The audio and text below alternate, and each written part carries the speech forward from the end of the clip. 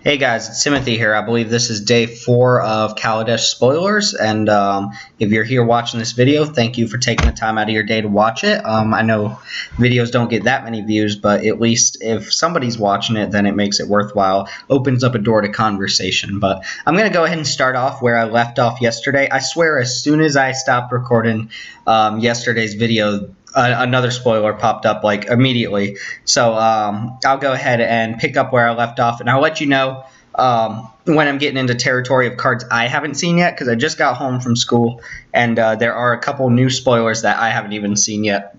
Towards the top of this list, I skimmed over them super quickly. Or just like scrolled right past them, don't even know what they do or anything, so those will be new to me. But starting here with cards I have seen, Fortuitous End is the first one. It's 2 and a black for a common sorcery. It says choose one or both.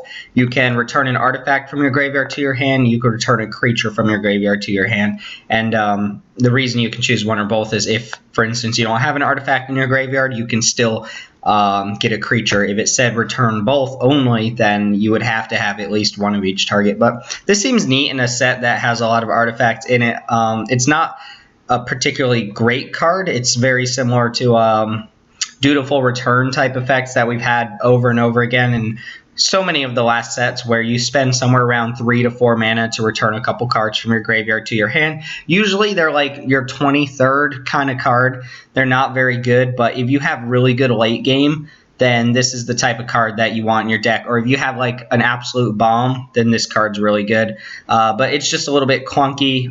It is a 2-for-1 most of the time, I'm assuming, if your deck's built to take advantage of getting the artifact back. But these effects are always playable, just not particularly amazing. So that's really all I have to say about that card. It's a common. It's more filler than it is anything super exciting, but still not something to just shrug off. It does fit pretty nicely in certain decks. Morbid Curiosity is 1 and double black for a uncommon sorcery. As an additional cost to cast Morbid Curiosity, sacrifice an artifact or creature. Draw cards equal to the converted mana cost of the sacrifice permanent. Again, cards that we've seen something very similar to many times. This is a good impression of Altar's Reap, where you sack a creature, draw 2 cards, or most recently we have Merciless Resolve from Shadows over Innistrad, where for 3 mana you could sack a creature or a land and draw 2 cards. The downside to this version is that it is a sorcery, and those type of effects are usually really, really good at instant speed, because they let you sacrifice a creature that might be enchanted by like a pacifism effect, or they might be targeted by a removal spell or about to die in combat, and it lets you kind of mitigate the 2-for-1 that you're about to get.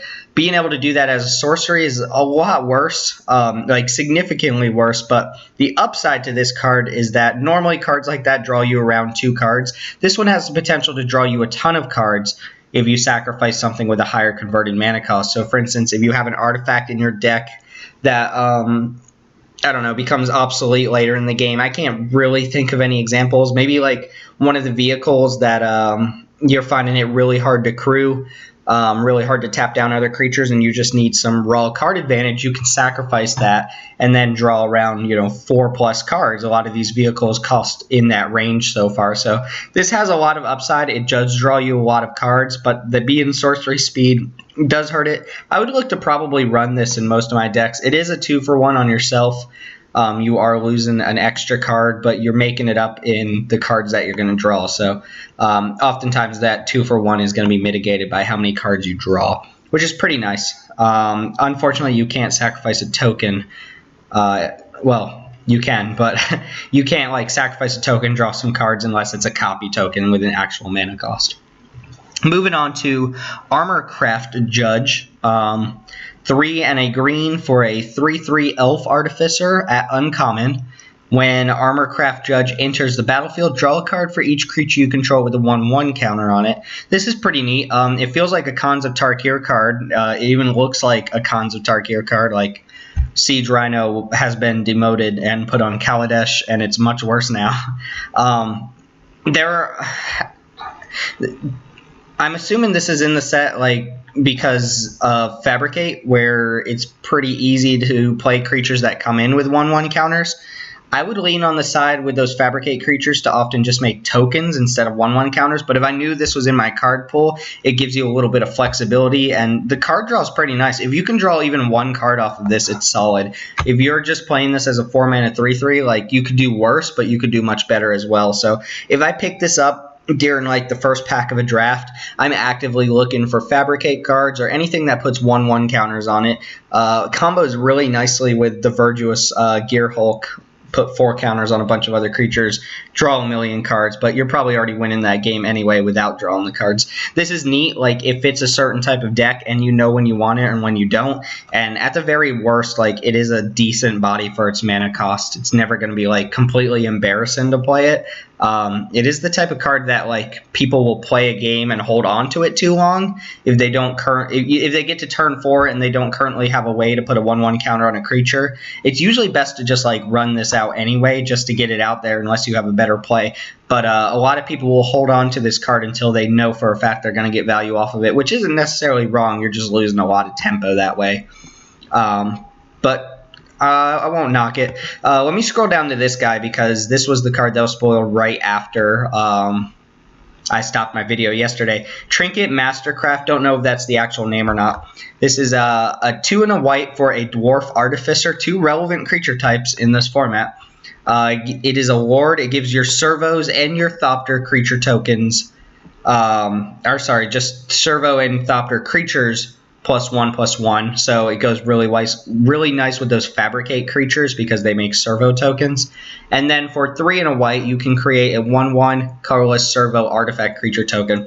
This card just does like everything you want in a limited card. It is like, it's close to being a bomb, but not quite there. It's just super strong for a rare, so you're really hoping to open bombs, but I don't think you'll ever be disappointed picking up something like this first pick, because it does generate creatures. It generates a lot of advantage. It is a mana sink. It has decent stats on its own. It has relevant creature types. It makes tokens that it then pumps, and pumps potentially other creatures in your deck if you have a lot of Thopters or Servos. So it just does so much for a rare that I barely ever see myself passing something like this. Cards like this exist before, but this is just a very good example of like a solid rare that you'll pick very highly, like a 3.5 out of 4, maybe a 3 out of 4, like not quite blow away bomb, not the Planeswalker you're hoping to open, but pretty good otherwise. Moving on, let's look at Arborback Stomper.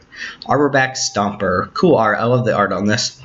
3 and double green for a 5/4 uncommon beast with trample, and when it enters the battlefield, you gain 5 life. So it's this is the type of card you look at it, and then you look at Thragtusk, and you're like, man, Thragtusk is a real card, right? I wonder if Thragtusk is... Nope, it's not. I was hoping Thragtusk would be in the thesaurus there, but it's not. This is a solid uncommon for draft.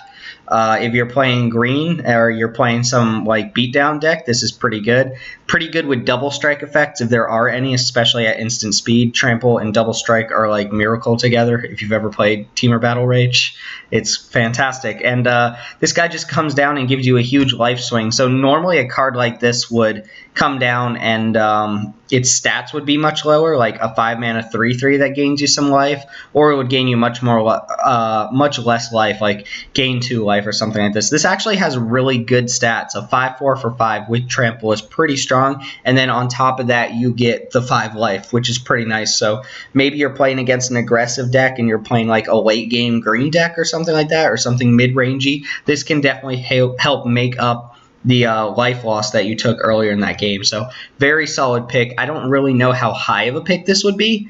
Honestly, I don't think it's like a slam dunk first pick, but it's definitely really strong. And I would say around like the 3-4 range is where I'd be looking to pick up a card like that. Moving on, is this the first multicolor uncommon in the set? I love multicolor uncommons, by the way. Anyway, Voltaic Brawler is green-red for a 3/2 uncommon human warrior. So already 3/2 for 2, fantastic if you can pull off the colors on turn 2. When it enters the battlefield, you get 2 energy counters, and whenever it attacks, you can pay an energy counter to give it +1/+1 and trample until end of turn. So this comes down hopefully on turn 2. gives you a couple energy counters to get its ability going, and then attacks on the following 2 turns as a 4/3 trampler on turn 3 and 4. That's really strong, and if you're able to generate additional energy before turn 5, like this just gets to keep getting in there for a lot of damage really, really early on. And if you're giving it that +1/+1 by the time you're attacking on turn 3, it's very unlikely that your opponent's going to be able to pick it off. So they're going to have to choose to either chump on turn 3 or just take a load of damage, and this is going to get you in there really, really well. Also neat that, like, if you play this later in the game or at a point where it's just going to trade and you don't want to trade, you still get those 2 energy counters off of it, which you can use for other energy related effects, which we'll see a pretty neat one here in just a second. Might even be the next card, but I think this is a really solid pickup. This is obviously a sign that the color combination is open in draft, as uncommons usually dictate, but it's really, really strong for a 2-mana creature. I'm pretty impressed with it. Long Tusk Cub is a 2-mana 2/2 cat at uncommon. Whenever it deals combat damage to a player, you get 2 energy counters, and you may pay 2 energy counters to put a 1/1 counter on it. So this is perfect turn 2 card. This is exactly what you want on turn 2, and you really, really want to hope that your opponent blanks on turn 2, because if this gets in there once, it's going to be a nightmare for your opponent. You can make it a 3/3 on the following turn. Every time it gets in there, you're potentially making it a scarier and scarier threat. And just like I said with the last guy, if you stored up energy counters from other sorts of effects, you can put them into this and make this not a mana sink, but an energy sink, so to speak. That sounds silly, but an energy sink, right? If you just have a lot of effects that generate energy and not a lot of places to put that energy, throw it into this. There is no mana cost, so you can do that as many times as you have the 2 energies to do it. So hopefully you play this on turn 2, get in there, and then, proceed to make the biggest threat on the board. Also almost always demands like a block. So sometimes you play a 2/2 on turn 2, and then your opponent plays a 2/2 and you attack, but they don't want to lose board presence or they don't want to trade, so they let it in. This will almost always just receive a block from your opponent if possible. Like, you don't want your opponent getting damage in with you on this thing. It's just like a solid curve filler that also has upside if it hits you, so you want to avoid letting it hit you. Speaking of energy cards, this one's pretty neat. 1 and a red for Harnessed Lightning. It is an uncommon instant. You choose target creature, you get 3 energy counters, and then you can pay any amount of energy. Harnessed Lightning deals that much damage to that creature. So very, very similar to the black spell Die Young that we saw, where you get a certain number of energy and then you can turn any amount of energy that you have into some sort of kill spell, and it scales too, right? This obviously on its own can deal up to 3 damage with the 3 energy, but if you have additional energy from before cast in this card, you can kill bigger things by pumping more energy into this. And likewise, the neat thing here is, say you need energy for other effects, you could use this to create 3 energy and then just kill off like a 1 toughness creature for 1 and net that 2 energy on top. So this is a very strong card. I'm willing to bet this ends up being one of the strongest uncommons for red in the set, simply because at its very minimum or maybe maximum, I don't really know how to look at it that way, but at its minimum, I would say it is a instant speed 3 damage to target creature and has the potential to scale and deal even more damage, which is a lot from just like an uncommon card. And it's flexible enough that it helps the rest of your deck, like kill a 2-drop and have that extra energy left open. It's instant speed. The only knock against it is that it doesn't hit players, but obviously it can't really do that. Otherwise, there are probably some really broken things you could do. Is there going to be an energy-related fireball in this set? I would be really surprised to see that, but it does seem like there's potential for that. Just dump energy into a fireball. Quite a few cards to talk about. Quite a few cards. Wisp Weaver Angel, 4 and double white for a 4/4 uncommon angel with awesome art. I love it. There are angels on Kaladesh for those of you who are disappointed with all the angels dying in the last couple sets. But it is a flyer. When it enters the battlefield, you may exile another target creature you control, then return that card to your battlefield under its owner's control. So an immediate blink effect or slide or whatever you want to call it.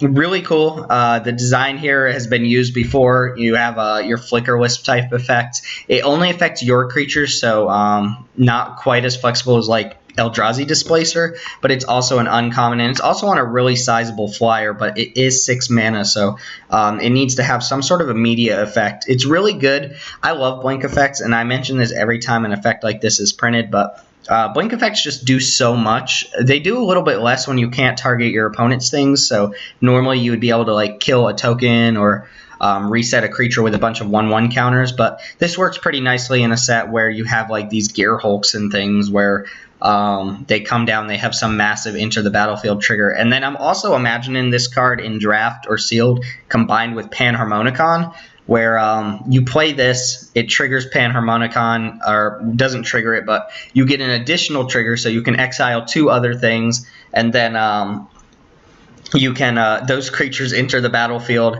and yeah, it goes off. Like the 2 things you exiled, they come back, and if they have enter the battlefield triggers, those trigger twice. Reading this now, it looks like this goes infinite with itself. It doesn't wait until end of turn. So if you have one Wisp Weaver Angel and then you play another one, you can blink the first one.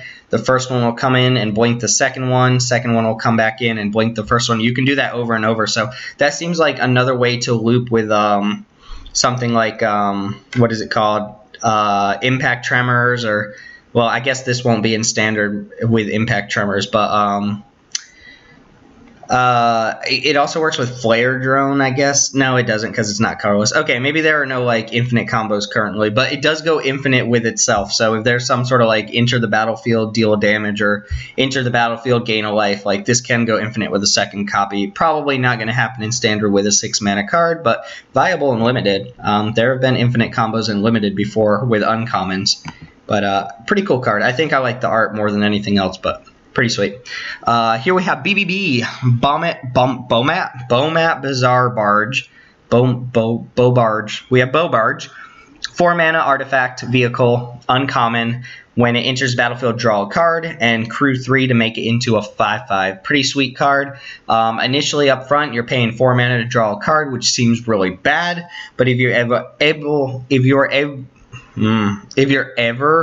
able to crew this thing, like, it's probably going to get in there, or at least demand some sort of chump. So pretty decent card. Again, not a throwaway slam dunk, unless maybe it is and I'm under evaluating it. But as I've said with some of these vehicles, tapping down 3 of your power to swing with 5 power seems a little it looks really good.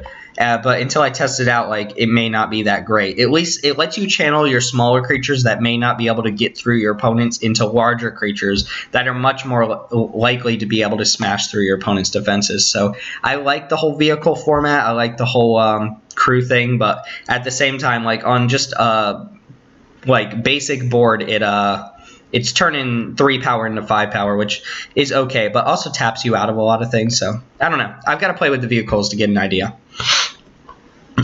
So prefacing this card up here, Tezzeret is confirmed on the plane. I don't know if he's getting his own Planeswalker card or not, but he's definitely in Kaladesh. And there is art for him that looks like he will be getting his own Planeswalker card, so we'll see. But I don't think it's been spoiled yet, unless it's above. But I don't think it is. I think I would have at least seen that. Anyway, Metallurgic Summonings is 3 and double blue for a mythic enchantment that says whenever you cast an instant or sorcery, create an XX colorless creature artifact creature token. Construct artifact creature token, where X is that spell's converted mana cost. So cast a 5 mana spell, get a 5/5.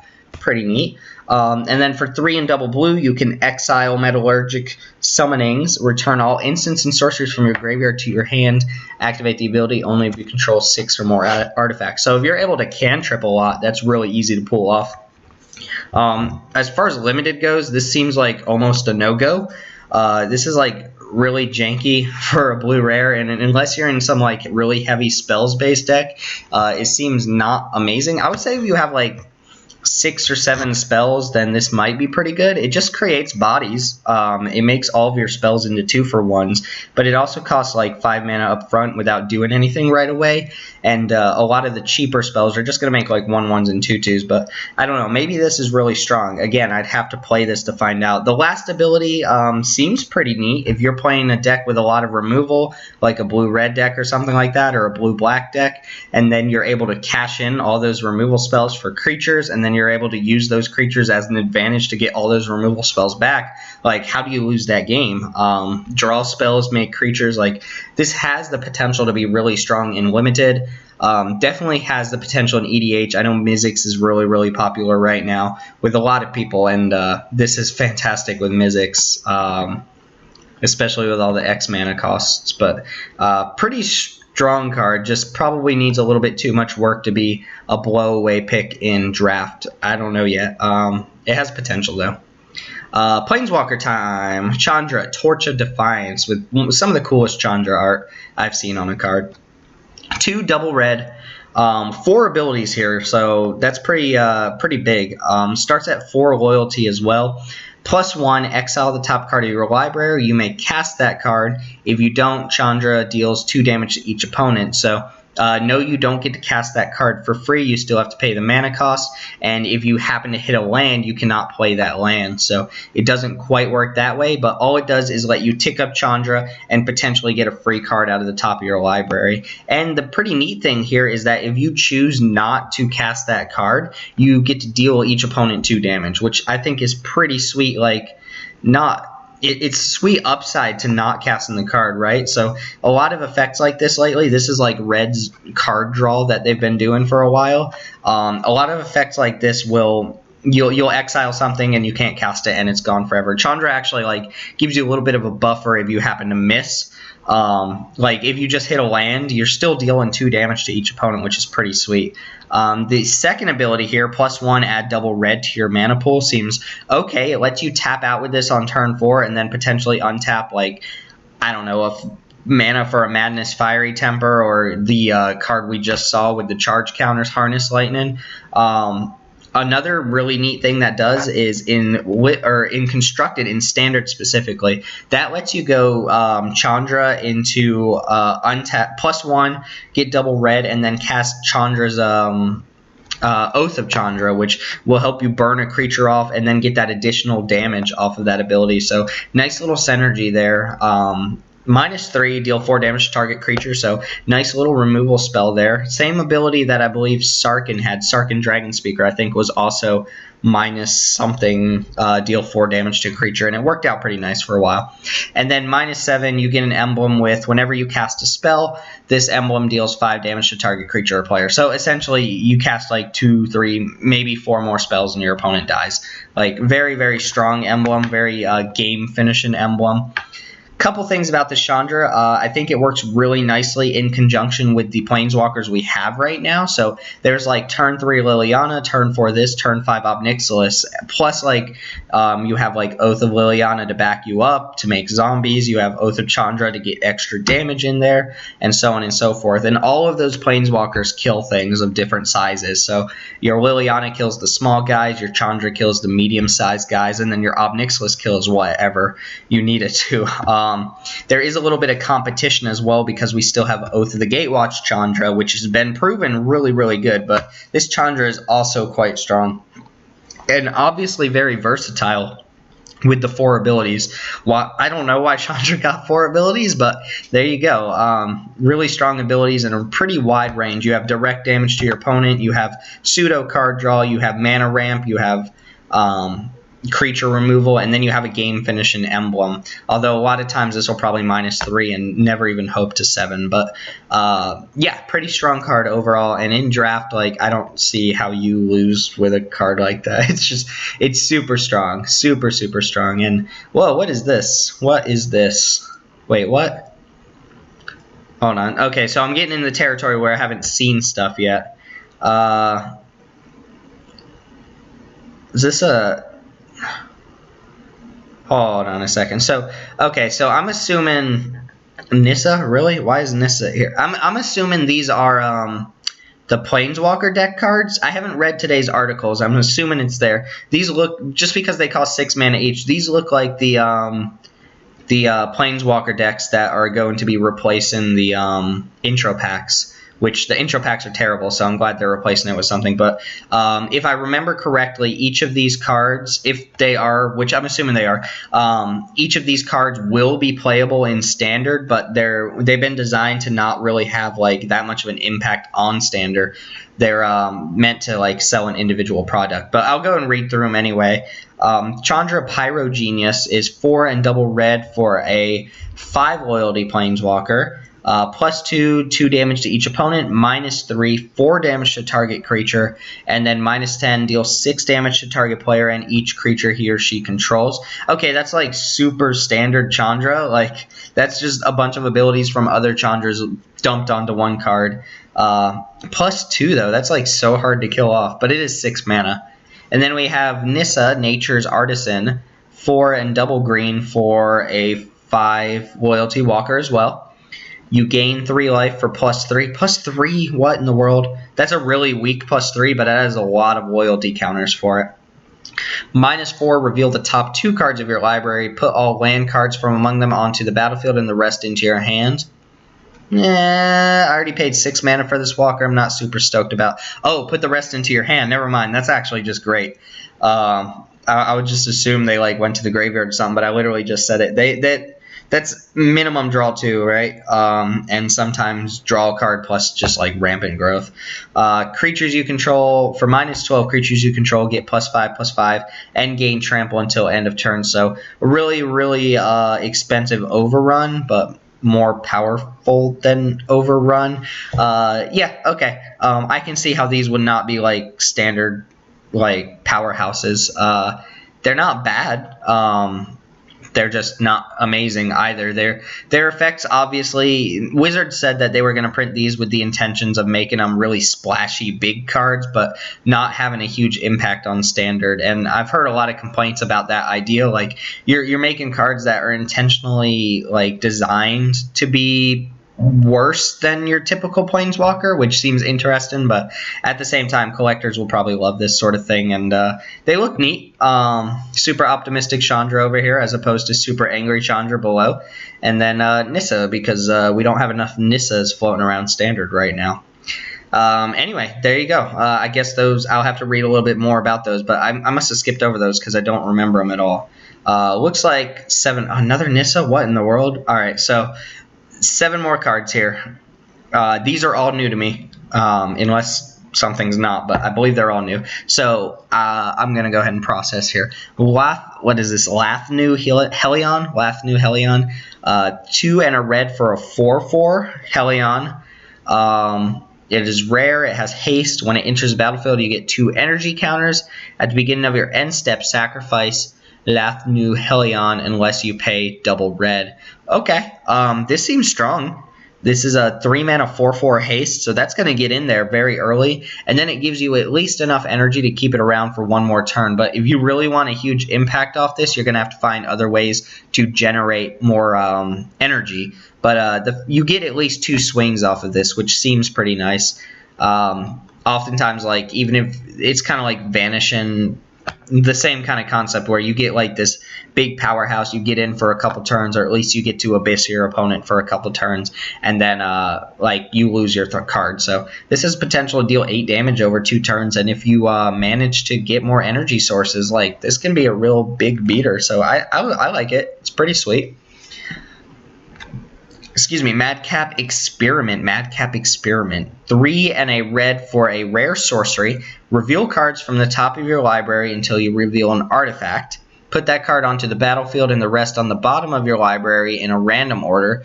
Madcap Experiment deals damage to you equal to the number of cards revealed this way. Okay. Not in love with it. It requires very specific deck construction for you to not like die to this. I don't know, it's ad nauseum is coming to mind right now, but it's not really the same thing at all. I guess in limited, this probably isn't even that good anyway, since you'll probably have a good number of like kind of weaker artifacts or just kind of like supplementary artifacts in your deck. So this, I don't know. I don't love this card. If there's like a single artifact in your deck that you need to dig for, and you have like the means of not dying to this card, then go for it. But otherwise, I'm seeing this as kind of a weaker rare. Maybe there's combo potential with a certain card that I'm really blanking on, but I don't know. I'm not impressed with this card. I'll have to see what other people are saying about it before I have a real opinion of like what it can do. Because right now I'm just imagining like losing 5 or 6 life to like pop like a Pilgrim's Eye on the battlefield. It just doesn't seem that good. Fabrication Module is 3 mana for an uncommon artifact. When you get 1 or more energy, put a 1/1 counter on target creature you control. 4 mana, tap, you get 1 energy. Okay, cool. So I had a feeling there would be a card like this. I didn't think it was going to cost 4 mana to activate, but that seems pretty decent. Just a card where you can tap and generate energy over the course of a couple turns.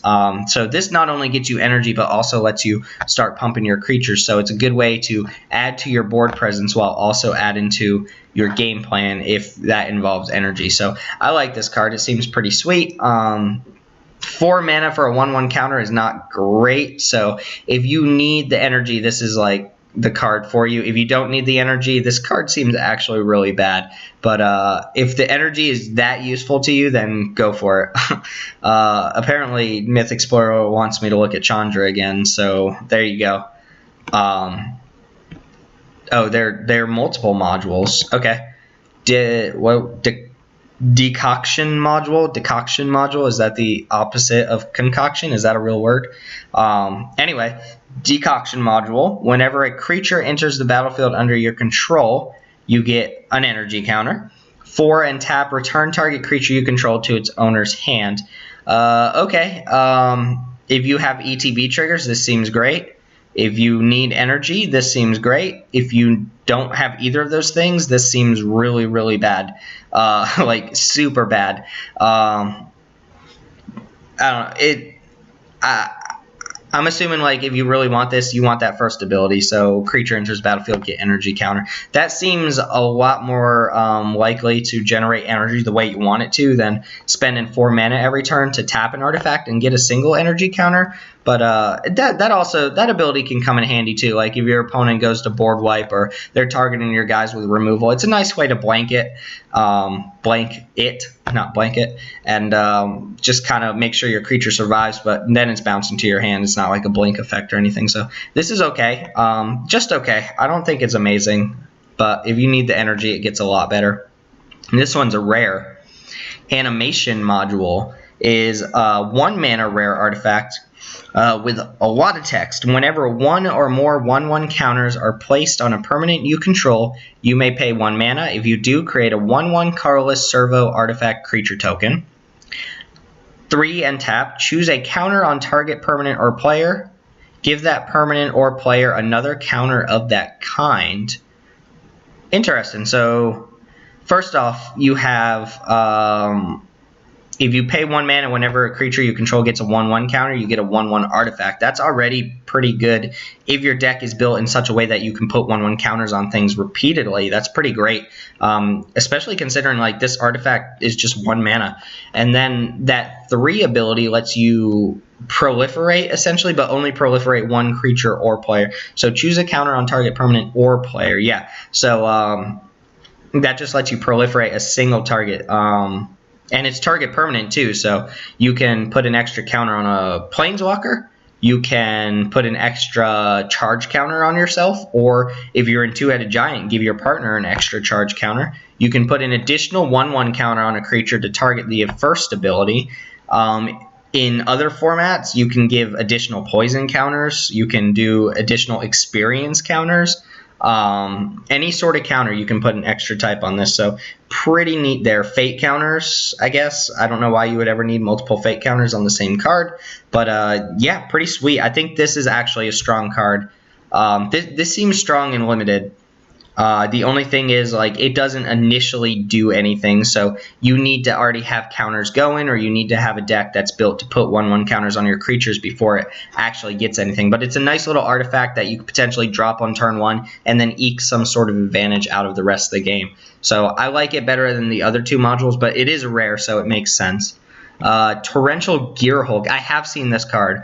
A friend of mine posted this on Facebook a little earlier, so I have seen this one specifically, but for those of you who may not have seen it yet, it's 2 blue and 4, so a 6 mana mythic construct artifact creature. It is a 5/6 flash, which if I were to stop right there, like, that would already be a good card, save the mythic rarity. Like, for blue, that's really strong. A 5/6 flash is like rivaling like a green creature at like uncommon or rare even.